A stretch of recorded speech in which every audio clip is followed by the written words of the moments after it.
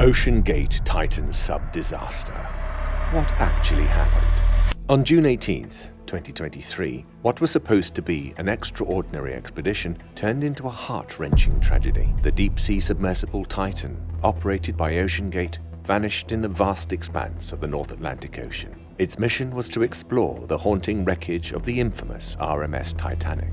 5 esteemed individuals, including the founder and CEO of OceanGate, Stockton Rush, were aboard on this ill-fated journey. As the clock ticked away, with a mere 3 days' worth of oxygen supply, both the US and Canadian Coast Guard launched a massive rescue operation, tirelessly scouring the depths for the sub. But hope dwindled until the early hours of June 22nd, when fragments of the sub's remains began to surface, painting a grim picture of a possible implosion of the submarine in the ocean's depths.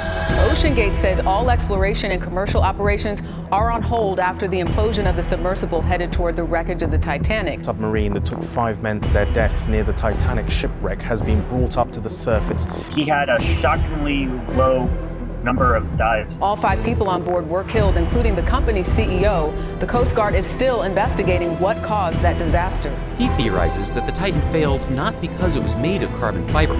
This is not a thrill ride for tourists. It's much more. What happened to the Titan submersible, which was constructed using titanium carbon fiber alloy, a composite material strong enough to withstand pressures of the deep sea? How can it possibly implode with unfortunate passengers stuck inside? It seems as if the company behind the submersible was hiding something in plain sight. OceanGate Incorporated, a privately held US company based in Everett, Washington, has had an ambitious goal of being at the forefront of providing advanced submersibles for both tourism and research purposes. Founded in 2009 by Stockton Rush and Guillermo Sonlin, OceanGate's journey traces back to Stockton Rush's dream of becoming an astronaut. Despite his aspirations, fate intervened due to his eyesight, redirecting him from the skies to the ocean depths. You all developed there? Well, it all really started with the idea that there had to be some kind of business opportunity in exploring the ocean. Interestingly, Rush shared a unique connection to the Titanic tragedy. His marriage to Wendy Rush, a descendant of Isadore and Ida Strauss, who tragically perished in the sinking. Ironically, history had to repeat itself. When it comes to exploring the sea, there are several challenges faced by engineers which are nothing short of extraordinary, and the supposed Titanic exploration was easier said than done, because one of the key factors of OceanGate's calamity was pressure. The problem at these depths where we're talking pressures of nearly 6,000 pounds per square inch. This catastrophe will raise new doubts about deep-sea exploration.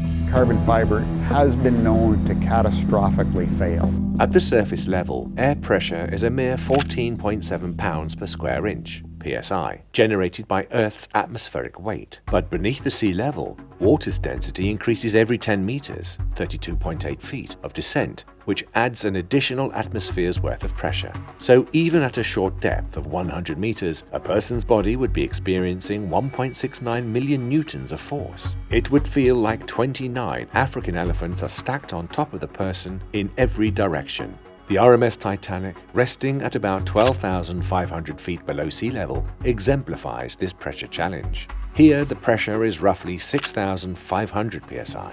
At this depth, 71.95 million newtons of force would be exerted on a person, instantly lethal without any exterior form of protection. It would be similar to crushing a soda can by running over it with a car. And even that is nothing compared to the pressure at the bottom of the Mariana Trench, where pressure can exceed 16,000 psi. That would equal 176.5 million newtons of force being exerted on a person. If an unprotected person were to be teleported down here, the high pressure would outright cause their internal organs to rupture and their muscle tissues to deform.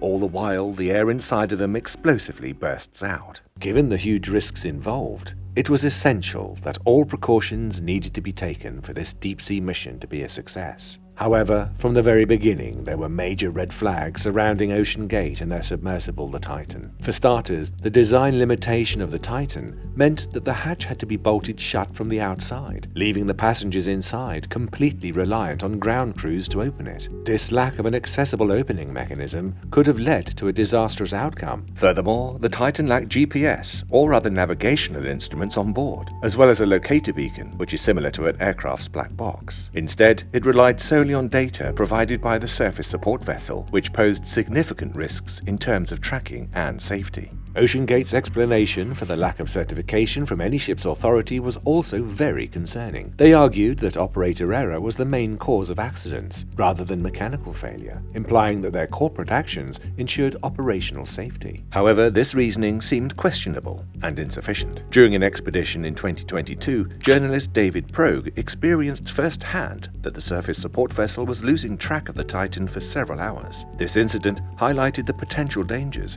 and the need for a locator beacon. Also, the control of the submersible was a $40 video game controller, and it was also seen as an imprudent choice. We run the whole thing with this game controller. Come on! In contrast, military-spec products undergo rigorous testing to ensure their safety and reliability, even in extreme operating environments. The comparison was drawn with Apple's Vision Pro headset and the F-35 fighter jet's helmet, which went through extensive testing for vibration, resistance, and radiation protection. One of them is a convenient luxury, and the other one ensures safety in the pilot's head. And the red flags did not end here. In January 2017, OceanGate signed a contract with Spencer Composites for the sub's carbon composite frame. This was the same company that built the pressure hull for the Deep Flight Challenger. However, there was one important fact to consider. Deep Flight Challenger was designed for a single dive, and subsequent dives would comprise its structural integrity. The contracted company did not have any experience building deep-sea subs for repeated usage. As for the material choice, carbon titanium alloy is relatively exotic and has less engineering data compared to traditional options like steel and aluminium. It was only a matter of time when we would witness the sub's strength. Following the disaster, more interesting revelations came to the fore.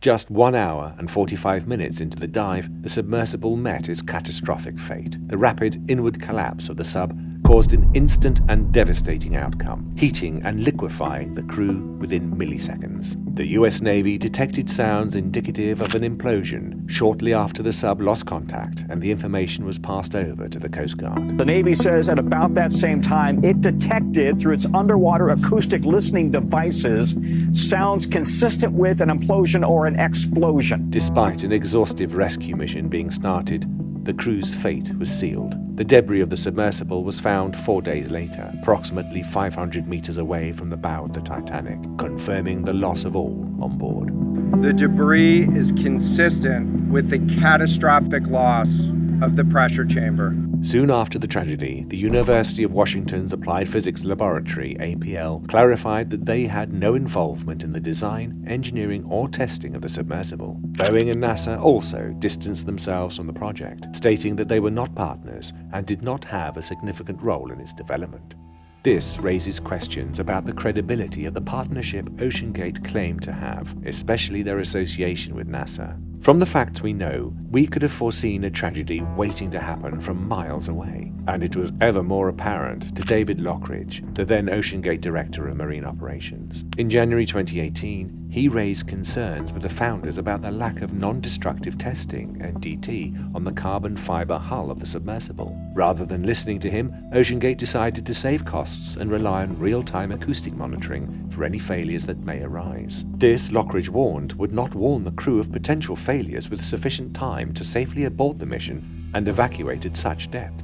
Lockridge had also discovered that the acrylic window was not rated for the required depth. His concerns were dismissed, and he too was eventually dismissed from his position. When he went public with his concerns, the company sued him. However, that wasn't the only omen foretelling of a disaster. During a descent in December 2018, communication problems arose when pilot Stockton had to use vertical thrusters to overcome unexpected buoyancy. The interference from the spinning propellers disrupted communication for an hour. This incident highlighted the need for reliable communication systems and backups. In January 2020, the Titan showed signs of cyclical fatigue, resulting in a derating of its diving depth to 3,000 meters. The hull was repaired and re-rated for 4,000 meters, but questions still remained about the adequacy of such repairs. But based on what has been revealed so far, it is that these repairs were inadequate and hastily done. The tragic outcome of the Titan incident serves as a somber reminder that innovation and exploration must always be accompanied by a deep understanding of the risks involved. OceanGate's decision to bypass certification and disregard expert advice in the pursuit of its founder's cost-saving strategy highlights the need for a balanced approach when pushing the boundaries of human achievement. It is in such complex and harsh environments that shortcuts and lack of understanding can have devastating consequences, as we found out with the case of OceanGate and their Titan submersible.